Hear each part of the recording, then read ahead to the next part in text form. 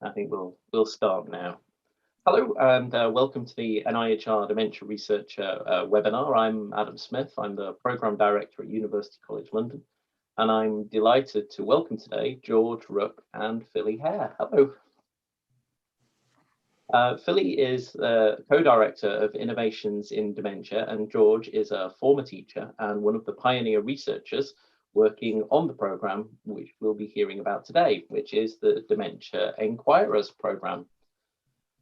This is my introduction now. So over the past 10 years, progress has been made in ensuring that people living with dementia are consulted and have an opportunity to input into research and decision making. This has been driven by people living with dementia themselves and carers and funders and organisations like Innovations in Dementia and NIHR Involve and others. However, this still works on the assumption that the actual undertaking of research is purely a professional endeavour for clinicians and academics. The phrase citizen science was coined in the 1990s. Alan Irwin, a sociologist, at the time defined citizen science as science which assists the needs and concerns of citizens, and as a form of science developed and enacted by the citizens themselves. That push to improve patient and public involvement in dementia research has started to evolve, and we're finally seeing true citizen science work in dementia research. And by this, I don't mean projects which involve the citizens collecting data for academics, but actual citizens themselves undertaking this research. Dementia Enquirers Programme has been at the forefront of this work, which is why we've got Philly and George here today to tell us all about that project, which I hope is going to kickstart more work like this in the future. The talk will be around 20 minutes, and then we have time for questions at the end. Anybody who's watching via Zoom can post questions using the Q&A box at the bottom of your screen, and if you're watching on YouTube, you can use the comments box there. I'll put those to Philly and George at the end. We're also recording today's webinar, so if you drop out or you can't stay for the whole thing, don't worry, you can come back to our YouTube channel, which is youtube.com/Dementia Researcher, anytime from later today to be able to catch up then. So thank you very much, everybody, for joining us. I think that's enough of me, and I will hand over now to Philly and George. You can take over, and I'll go away. Thank you. Don't go away, Adam. Hello, everybody. Yes, just to say a little bit more about ourselves. I'm Philly Hare. I'm one of the 4 co-directors of Innovations in Dementia, which is a not-for-profit organisation. We've been running for about 15 years now, so we're well established, and we're involved at any one time in lots of different projects. But the thing that kind of binds them all together is our commitment to enable people with dementia to have their voices heard and to take as much control over all our projects as they want and as they can. I think that's the kind of defining feature. Before I worked with Innovations, I was a research manager at Joseph Rowntree Foundation for 10 years. So I've got quite a lot of experience of helping to translate research into the practical world and vice versa. George, over to you. Yeah, so hello everyone. My name's George Rook. I live in North Shropshire. I was diagnosed 6 years ago with mixed dementia, that's Alzheimer's and vascular. Just as I was pretty much stopping work, or paid work at least. But I very soon became involved with DEEP, Dementia Empowerment and Engagement Project, as well as 1 or 2 other organisations as well, to promote better awareness of dementia and understanding of it, and better support for people with dementia. So recently, I suppose about 6 months before lockdown, I became involved very specifically in this Dementia Enquirers work, which Philly will tell you a bit more about in a minute. Okay, thanks, George. If we just go on to the next slide, please. So I'll tell you a little bit about Dementia Enquirers and the background to that. As Adam said, over the last few years, really, there has been a kind of a demand and expectation that people who the research is about take a more central role in how it is planned and delivered. And citizen science is one phrase or term that's used to describe that approach. The one that we like is having people with dementia, in this case, in the driving seat of research. So our programme came out of calls from the people with dementia who we're in touch with, saying, why can't we decide what we want to be researched or to research ourselves? Why can't we do the research with support? And why can't we deliver the research and own it? And so in order to address that question and really test out the concept, we approached the National Lottery Community Fund, and we're very lucky enough to get funding for our 3.5-year programme. We're about halfway through that now, and our budget includes a budget to fund a number of small projects, all of which will be led by people with dementia within DEEP, which is the UK network of dementia voices. Do look it up if you haven't checked out DEEP.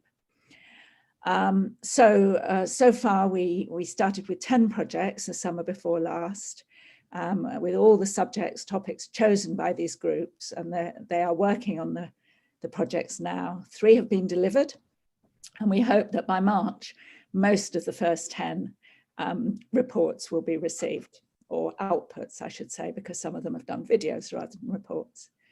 And then last summer, or this summer, we also funded a number of very small projects to groups who felt confident that they could continue their work throughout the pandemic.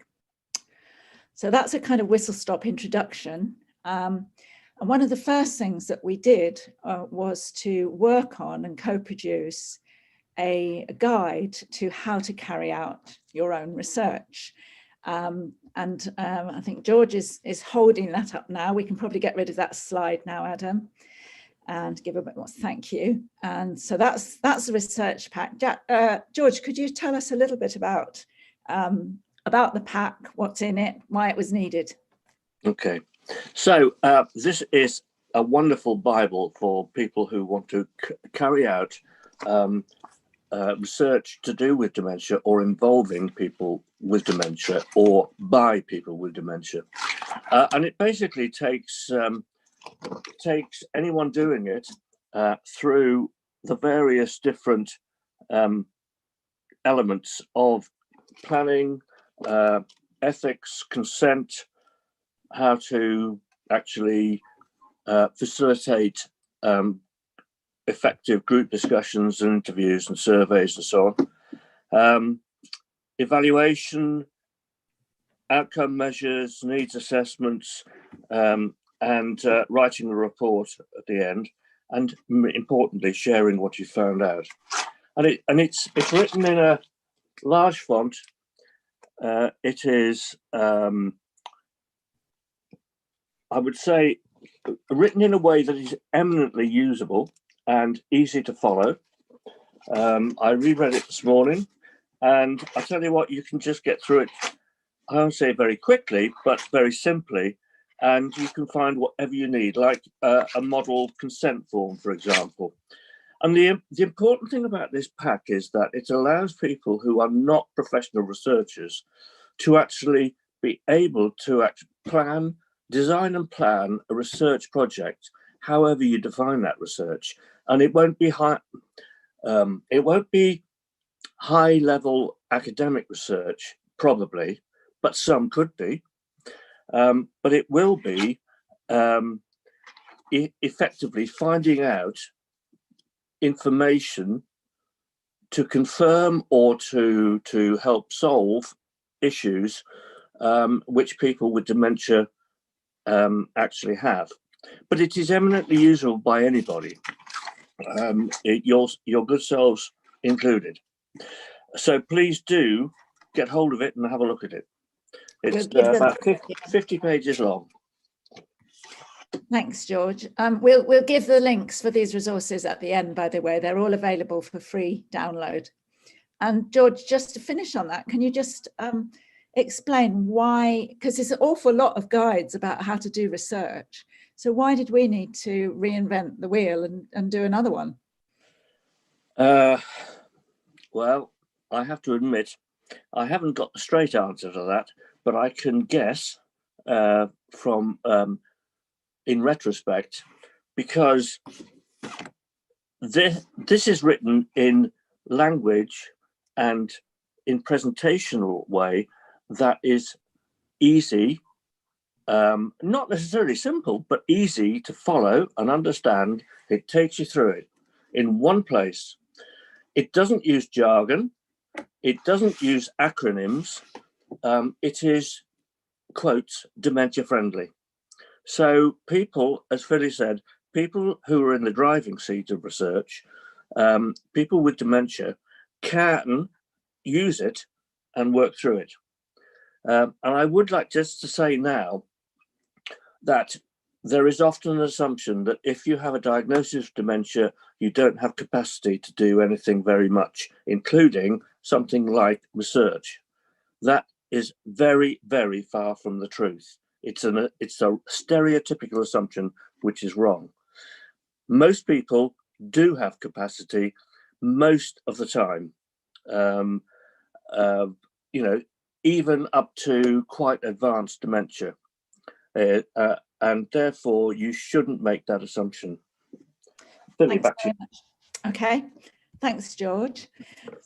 So that pack, as I said, is available online, and it's amazing how many actual professional academics, PhD students, etc., have told us how helpful it is to them to have things explained in a very accessible way. So its usefulness is not just confined to people who are living with dementia.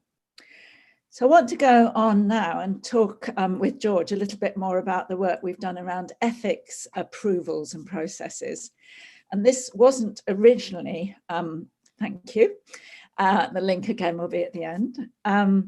So this wasn't originally a plan to be a large part of the programme, but as we started funding the small research projects that are ongoing now, we realized that actually the whole system of ethics approval, deciding whether or not you need approval and who you need to go to, is very inaccessible to, I would say, most ordinary people, let alone people who are living with dementia.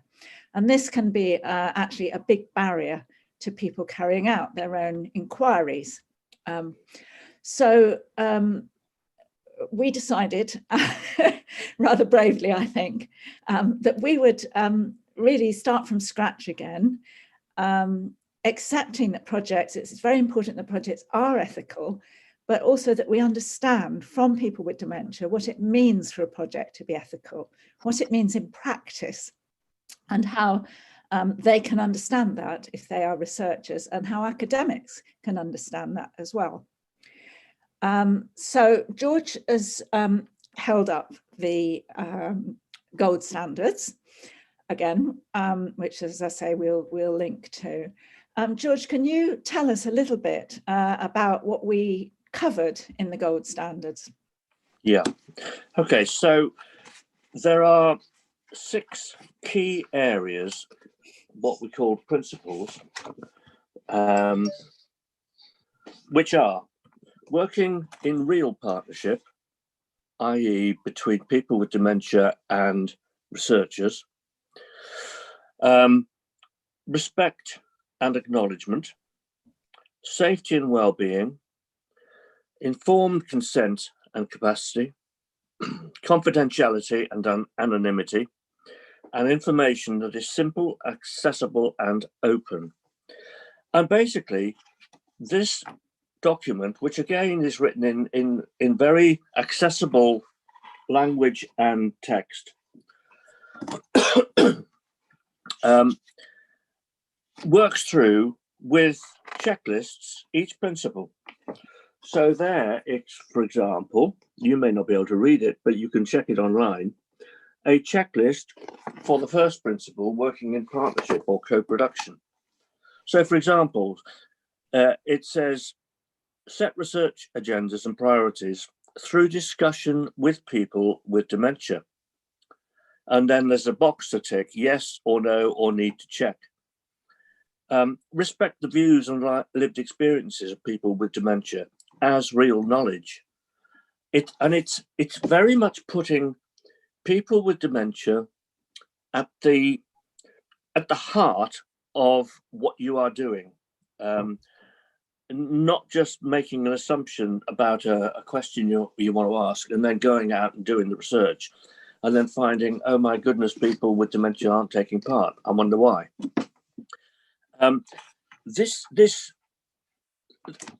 Another aspect of the ethics, you see, is it's not just the high level university type of ethics and ethic panels, because we're not going to be suggesting that we do double-blind trials and that we prescribe different things for different people. We are about finding out what effect certain things have on people with dementia, or what could help people with dementia, which we can then recommend on to those who make decisions and provide support. And another example in terms of respect and acknowledgement. Use language that is not patronizing, judgmental, or disparaging. Arrive and leave at the time we said we would. There is nothing more annoying than having an appointment set up, either for a face-to-face or a Zoom or a group meeting in other times, and the person turns up late, or for that matter early, maybe takes a lot longer than they said they were going to. It's little things like that make a big difference to us, and researchers need to understand dementia, the effects it has on us, and therefore how better to go about doing the research. It's very practical, very practical. And principle 4 about consent capacity.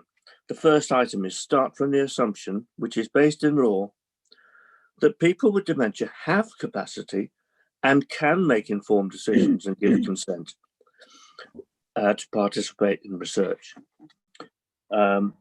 Oops. Go on.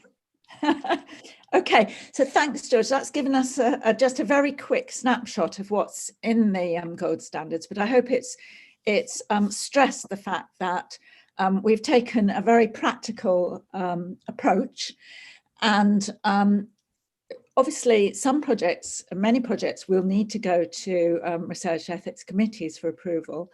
But we actually feel that if people use this booklet guide alongside that system, they will actually be much better prepared to take their proposals through the committees. And we're testing out the gold standards at the moment with our own projects, which has been really interesting, very helpful. But in the future, and this will require, us forming partnerships, and hopefully with some of you who are taking part today, we would love research ethics committees and also peer-reviewed journals to accept the gold standards as they develop as evidence that a project is ethical, as seen from the point of view of people with dementia. Yeah, and I'd add that we, a researcher worked with us to it was last year anyway, to do a literature review worldwide, online of course, looking for evidence that research about dementia had been carried out with full involvement of people with dementia throughout, from design to evaluation. And I'm pretty certain I'm right in saying we found none. We found a handful that had some mention of involving people with dementia, but none where there was evidence of absolute co-production all the way through.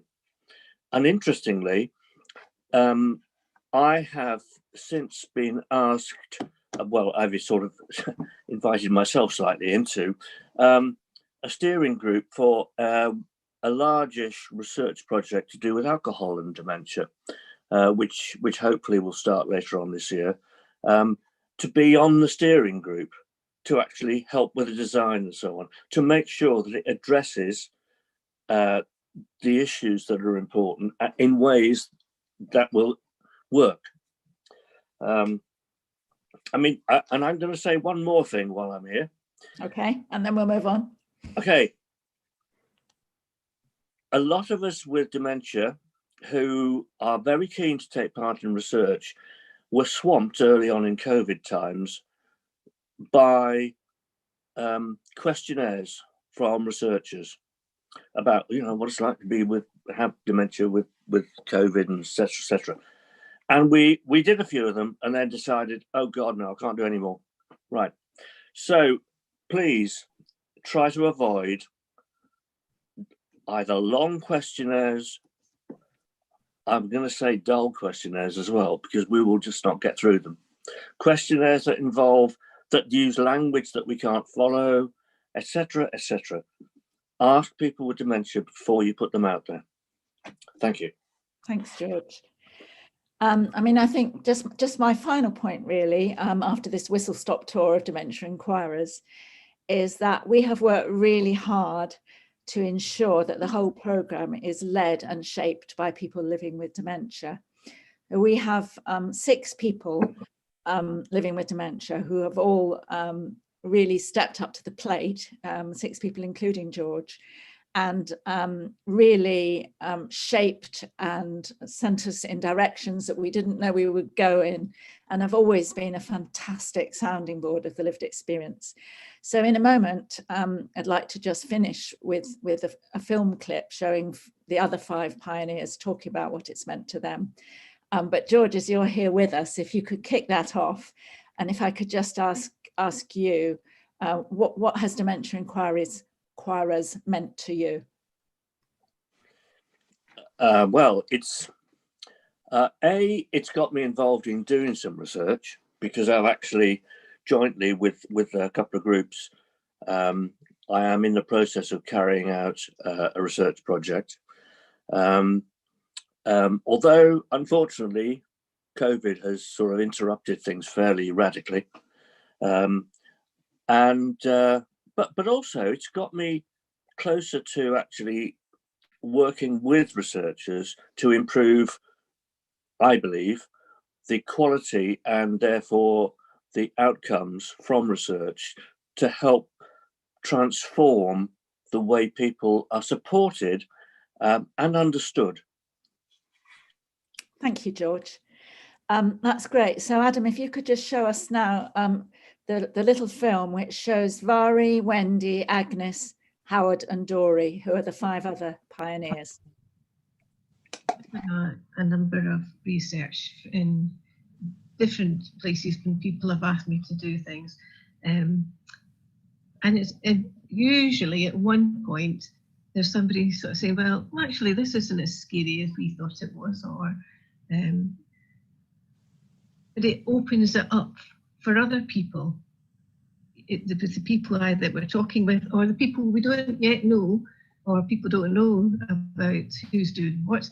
But it's expanding all the time. So I think for researchers and for people who perhaps we aren't as fortunate as we have been with DEEP, hopefully things will broaden out for everybody. I think the future looks brighter and that change will come. I'm very tired and lots of information, but it's better to be tired and involved than sitting home being tired because you're doing nothing. And it's worth being tired to help to change things for myself, for my future, and for other people's living with dementia's future. So thank you, Dementia Enquirers, for helping make the change. I'm very proud of how far we've come in such a short time, and I'm looking forward to the future. But I'm also very grateful we have our allies to assist us so that we stay on track and know that together we are stronger, working together, sharing knowledge. Who would have thought people with dementia would ever be in this position?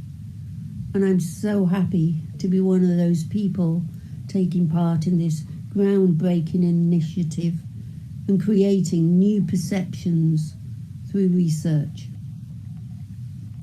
Yes, of course we need help. We need to be shown what we're capable of, to be able to realise our potential despite dementia. The fact that about 20 DEET groups will be able to apply for grants to carry out their own projects is truly wonderful and allows so many to be involved. Some projects may be small and local, others may be bigger, it doesn't matter. All will be just as valuable, just as important. It makes it more important not to overload people with dementia by breaking it down into small, manageable chunks. And yes, it is scary. After all, will some people be waiting for us to fail? Waiting for us to trip up on our own enthusiasm? But there will also be many who will be cheering us on, waving our flag and willing us to succeed. But how exciting to be inviting researchers and other professionals to walk through our door instead of walking through theirs. It will be our voices asking the questions, our voices setting the agenda, and our voices setting the priorities. After all, why not? Thank you. So I'd like to say a big thank you to all the pioneers, including George, who's been with us today, and open things up for some questions.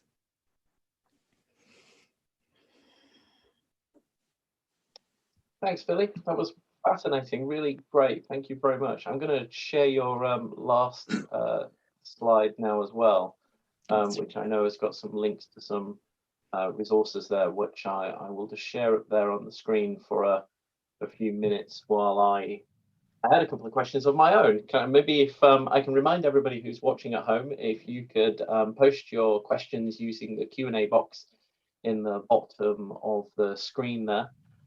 We'd also had a request from one of members in the audience to ask if they could put their question to you verbally so I'll enable their microphone so you can ask that question in a little while. But my question first, I'm hosting, so I get to have first go at this.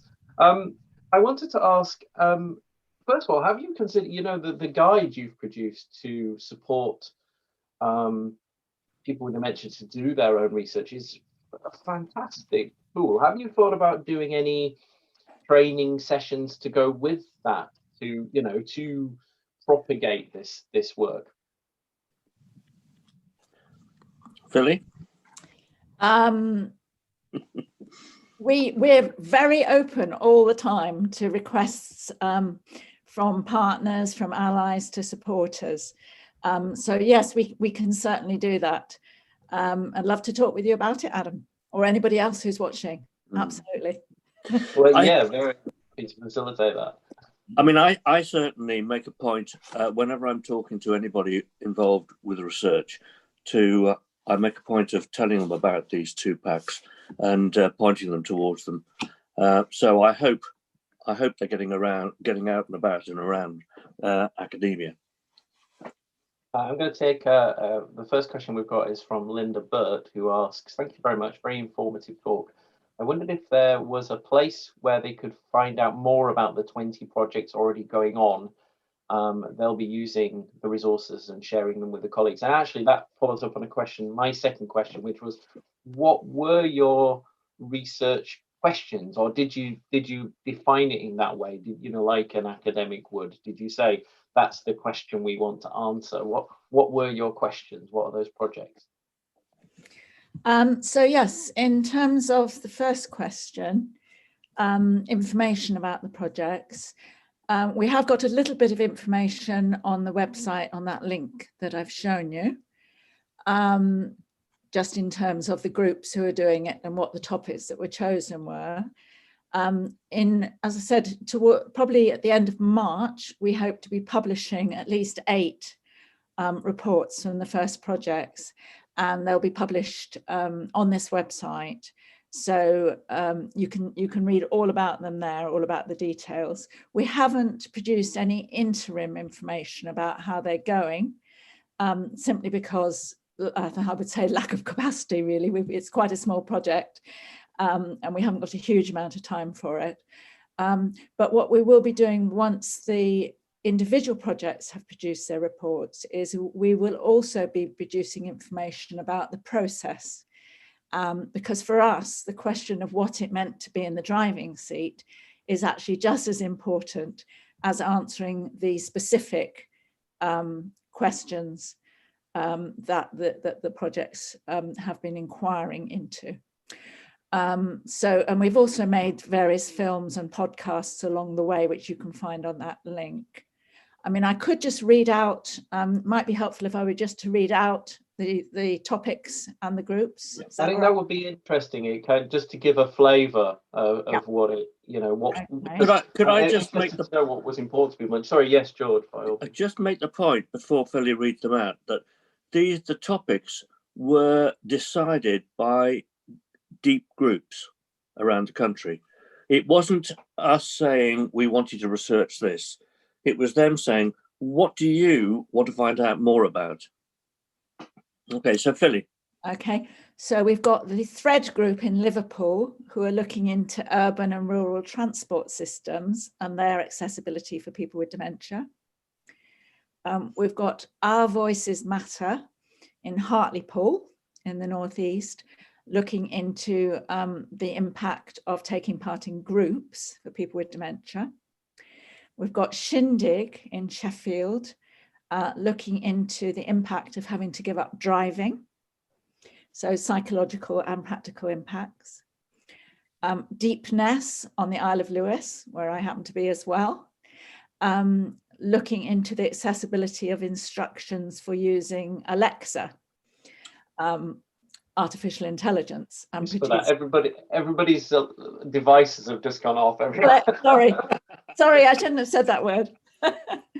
We've got Minds of Voices in York, who are looking into the different experiences of people with dementia who live alone or who live with a care partner.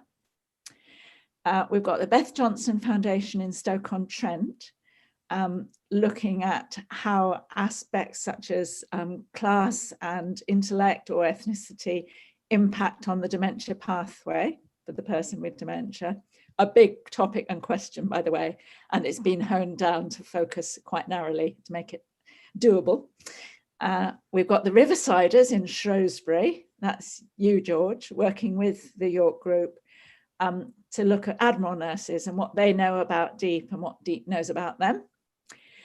We've got the Sunshiners in Kent, looking at the implications of dementia as an invisible disability. We've got another Kent group called Memorabilia, looking at the impact that social work students at the local Kent University, sorry, I'm not expressing this right, the impact of working with their group had on social work students. And then finally, we've got the Educate group in Stockport in the Northwest, looking at the benefits of learning to use and using that word that begins with A, but I'm not allowed to mention it again. Oh, wow, how productive of you will be. I mean, that's a lot of, that's good value for money, I think, is the if when it comes to academic funding. What, you know, I'm going to jump this, and I'm sure somebody else has asked this already. What were the outputs for you? Because of course, if you were an academic in a university, you'd look forward to this and you go, oh, and at the end of this, I want to produce a publication that's going to go in Journal of Alzheimer's and Dementia. And if I'm lucky, I might encourage some policymakers somewhere to adopt this. And did you, as part of this, adopt more practical aims or outputs for this, or are you aiming the same? You produce your publication, your case study. Do you want to publish these in journals as well? Have you managed to get, your thoughts around that? Shall I answer that, George, or would you like? Yeah, no, go on. So yes, we've been very flexible and encouraging about what outputs might be. We don't expect any group to produce a kind of 100-page report on their project. On the other hand, we do have to end up with something which kind of pulls their learning and their findings together. So some of them have written or are writing short, accessible reports, and there's guidance for that in the research pack that George was talking about. So there's headings to follow if people find that helpful, though we're not being prescriptive. Some of them are certainly producing films and video footage. Some of them are producing dementia diaries, which are the other project we've got, which enables people to speak into a phone and record their impressions or their findings about things. So we'll have audio content as well. We've got fantastic images and photographs coming in. We've got sometimes the reports accompanied by practical guidance leaflets, such as the one about driving, giving up driving. We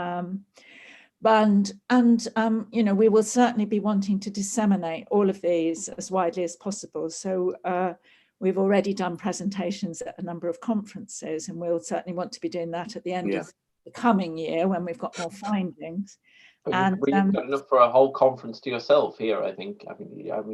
Well, if anybody would like to sponsor one, we'd love. Well, conferences cost nothing to arrange now. This is one of the benefits, isn't it? No, that's very true. Maybe during dementia awareness, during May, perhaps. We've got quite a few questions to get through. If I won't mind getting through some of these, there's quite a lot of people who just who've said thank you very much for talking and really interesting on how they plan to use and would hope to get to the guides. We have a question from Val Williams who asks, thank you, brilliant session for all your work. My question is whether you've had any contact with other groups of citizens who've done their own research, example, people with mental health problems or physical or learning disabilities. Sorry, could you just repeat the first part of the question again? I think it's asking whether you've had any contact or whether you followed some of the other initiatives along this, but not necessarily dementia related. Absolutely, and that was actually one of the aims of our programme, was to learn much more widely from other groups within the disability movement, perhaps. So around us, we've gathered a whole lot of wonderful and very generous advisors and allies, including a number of academics from different fields. So, for example, Liz Tilley from the Open University, who's worked for a long time with people with learning disabilities. Professor Tom Shakespeare is a very well-known social researcher from the London School of Hygiene and Tropical Medicine, whose main work is with people with physical disabilities. And in fact, his university helped us to host, or we co-hosted with them, a live seminar last year, where we brought together people from these different fields to learn from them. And hopefully they will also learn from us, because we're at a different time of history. And although the dementia world is perhaps newer to really being in the driving seat of research, because we've got the advantages of technology, we've kind of leapt on at a different stage and have got a lot of learning about how to do it that way. So yes, but we'd love to make more contacts and connections. So anybody, please introduce us to helpful people. Thank you. We had a question from Beth Hare, it's a question for George. What would you say you've gained from you being involved in research, or in your own research particularly? Undoubtedly, the main thing has been my own mental stimulation and involvement. I mean, I have a somewhat analytical, if not academic, mind and experience, and therefore I like to use it, and it certainly keeps me. And this would apply to the others. And you heard it. You saw people speaking on the film. It really does keep us enlivened, alive, to be involved in doing stuff like this, and also knowing that the outcomes could well improve the way people live with dementia. Brilliant, thank you very much. I hope that answered your question, Beth. We will come to Martin Robertson's getting rather concerned that we might not get to him. I just want to assure him that we will get to him and give him a chance to speak. I know for anybody who knows, Martin's does his own research as well as somebody living with dementia. So we will come to him and let him make his point and ask his question in a little while. I'm just going to get through these written questions first. Toby Williamson asks, thanks Philly, thanks George and Adam. As someone involved in research, I'd really recommend the guides that have been produced.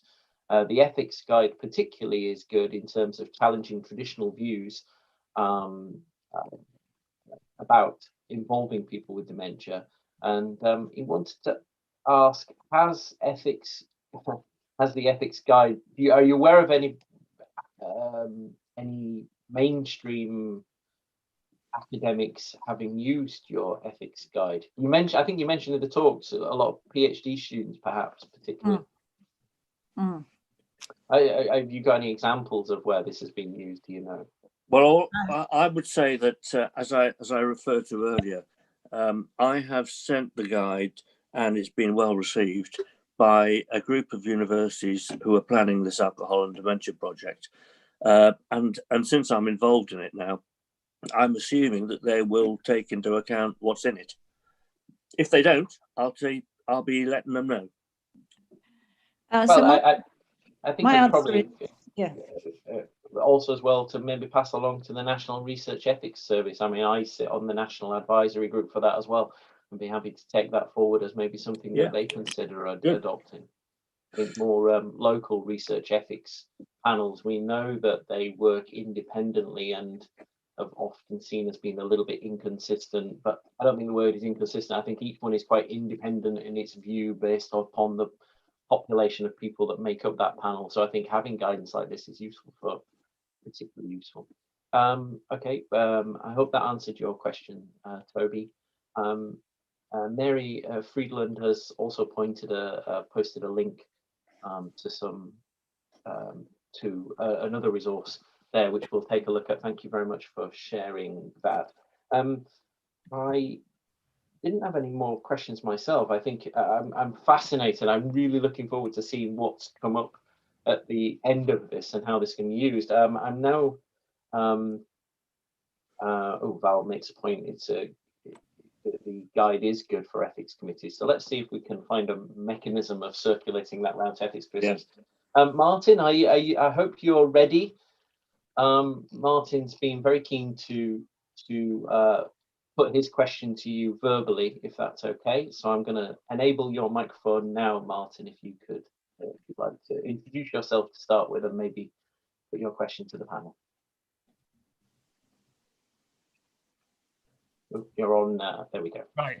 Hi, I'm Martin. I've got posterior cortical atrophy, which is a very rare dementia, and I'm always begging researchers to come and talk to me, but no one does, and that I'm bloody mad about because it's a rare dementia and it should be known about. You haven't mentioned the Scottish Dementia Alumni who are part of DEEP. I'm a member of that, and we've done quite a lot of research. I'm actually doing research on my own. I'm my own researcher. I'm doing the research, going on to Athens even, and getting academic papers down on my own, reading them on my own, and I'm writing a booklet about work after dementia diagnosis. Because what we with dementia need is information written in plain English.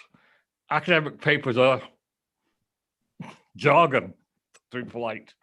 Yeah. I have an academic background, so I can understand them, but both people with dementia won't understand them, and then not really relevant to our everyday life, if you see what I mean.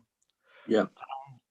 I think there should be much more emphasis on us doing the actual research, not even co-research. I think we should be able to prove that we can do the research on our own. See what I mean? Yeah. I do have someone to make sure I'm not making any mistakes, but I'm going to be actually writing up my research. And this brings me on to two questions. The first is, I know you've got funding, but I'm in Scotland, and I'm very lucky to have something called a Life Changes Trust. But all the other funders I've seen are looking for academics, and that is terrible. And I've looked at least 20 or 30, and every one of them says you've got to be academic with a PhD. The first question is, apart from yourselves, because you've got limited funding, do you know of any other funders that would help? And the second is, have you yourselves used Athens? Philly. Thank you, Martin. Yeah, thank you, Martin, and nice to see you again, or not actually see you, but hear you again. Totally agree, as I'm sure George will, about the importance of accessibility and jargon. Jargon is such a big barrier. Jargon and acronyms, such a big barrier to people taking part. Your point about mentioning Scotland, I'm sorry I didn't. I mean, Dementia Enquirers is a UK-wide programme, but I would say that people with dementia in Scotland have been at the forefront of leading their own research. And just to plug a book that I finished last year about the history of dementia activism in Scotland, which is called Loud and Clear and was funded by the Life Changes Trust. There's a whole chapter in there about the history of people with dementia starting to take control of their own research. And that started with the Scottish Dementia Working Group and some of their members, and is now also being picked up by the Alumni group. So yes, definitely well worth a mention. In terms of funders only opening up their calls to academics, it's incredibly frustrating. I mean, I think this was very, I think the National Lottery Communities Fund had great foresight and vision in funding us to start Dementia Enquirers. We're at very early stages, I would say.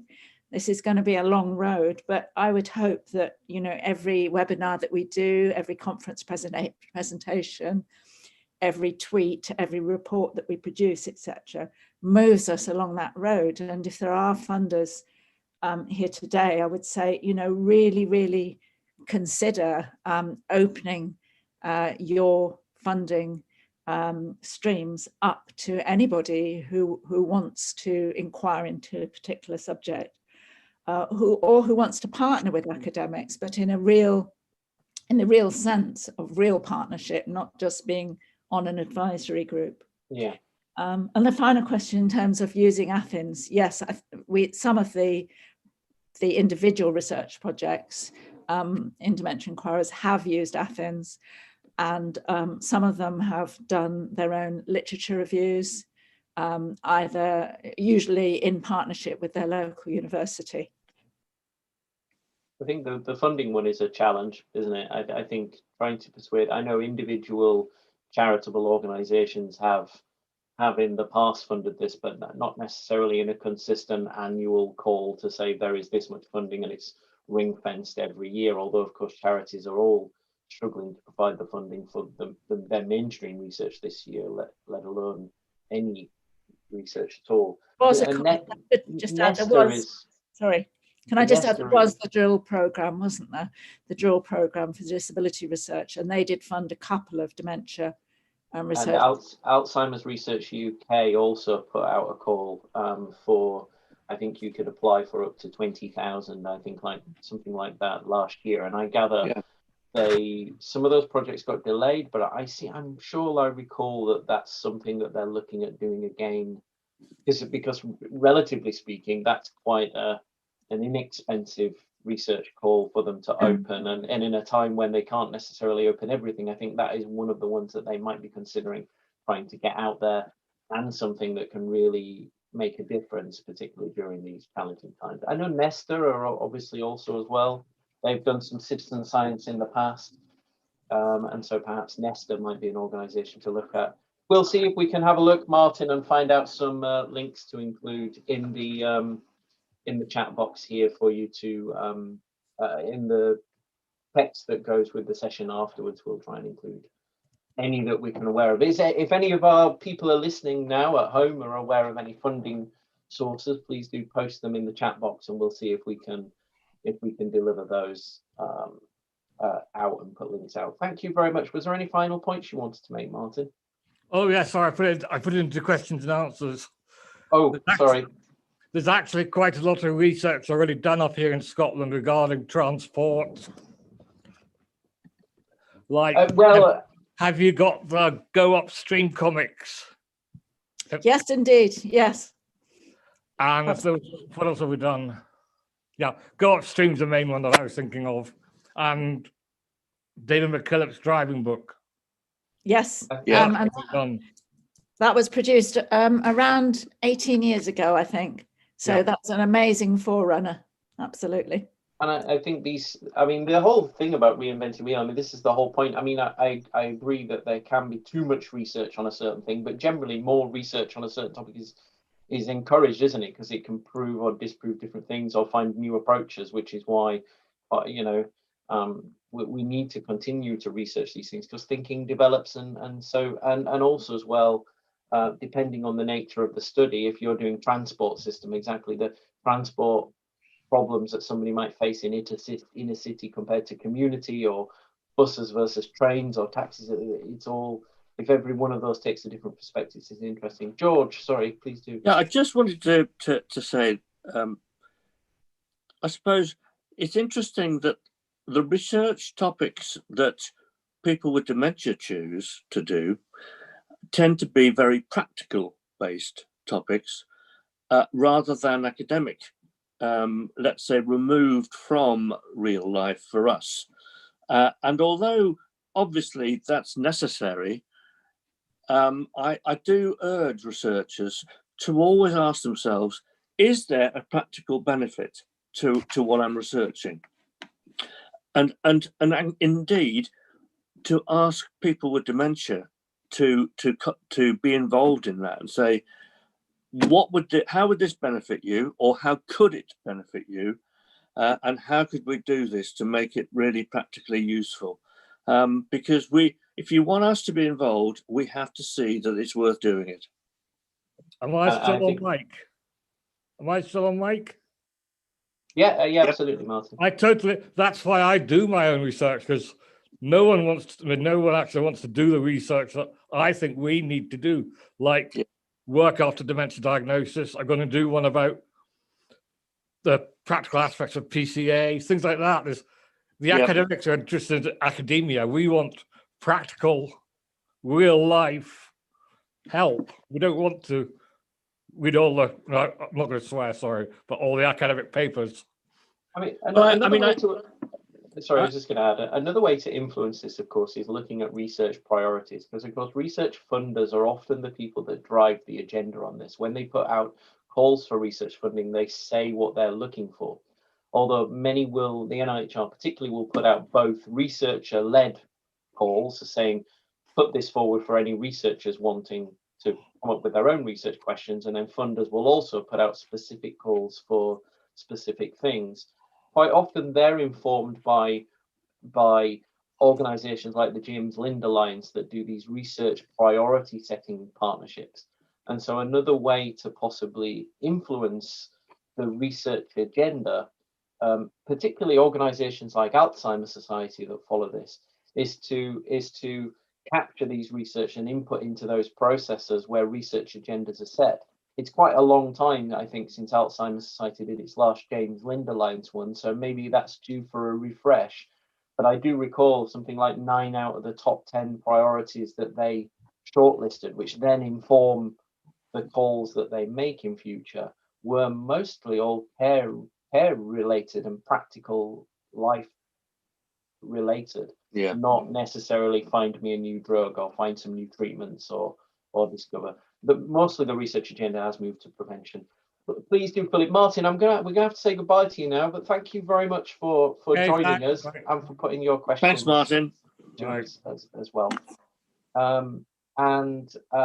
Philly, did you have a final point to make before we well, it's just picking up really about carers, and I think one of the things that's really important about Dementia Enquirers that maybe we didn't stress enough is that in this instance, all the priorities have been developed by people living with dementia themselves, not by carers and families.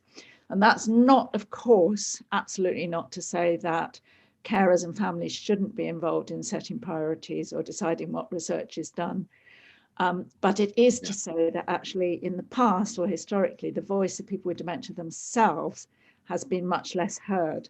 And so this is a really good opportunity to hear what is important for them.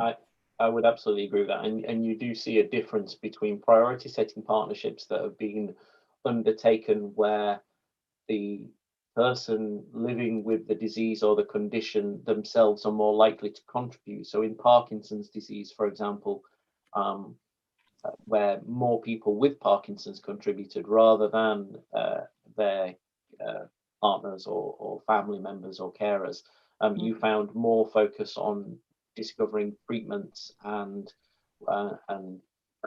those bases rather than how to care, which is quite often informed when carers are the main people responding as opposed to the people living with the condition themselves. Yeah. It's an interesting topic, and one perhaps we'll go away and find out if the Alzheimer's Society are perhaps looking to do that. But it's not just an Alzheimer's Society thing. I think it's probably all the charities that or all research funders should continue to look at this. And of course, within the NIHR, we continue to encourage. In my small part of the NIHR, we encourage and hope that the government continues to prioritise dementia and invest the funding that we hope to see, not just in academic research or in the labs and in the large institutions, but also in front-facing practical research that you guys are doing too. And then hopefully we can just address that final elephant in the room, which is implementation. Thank you very much, Philly and George. We're really grateful for you agreeing to share with us today. You can find information on Philly and George. They're both on Twitter. George is at George_Rook, ROOK, and Philly can be found under at INNOV_dementia. So please do look them up and give them a follow on Twitter. And of course, all the things that we've been discussing today, both the gold standards framework, the guide for undertaking your own research, and we only saw a small clip of the film that is part of a much longer film. They're all available on their website, which is innovationsindementia.org.uk. We'll also post a link with the video. So thank you very much.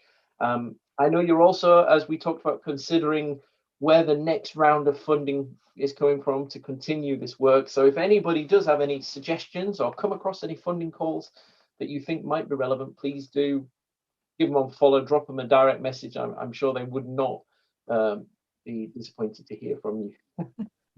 Thank you very much, Philly and George. Been a privilege. From today on how to register for our next webinar can be found on our website, dementiaresearcher.nih.ac.uk/webinars. If you'd like to join us again and present your own research or to talk about career topics, most of our audience are often early career researchers. So do drop us a line through the contact us page on our website or follow us on Twitter at @them_researcher.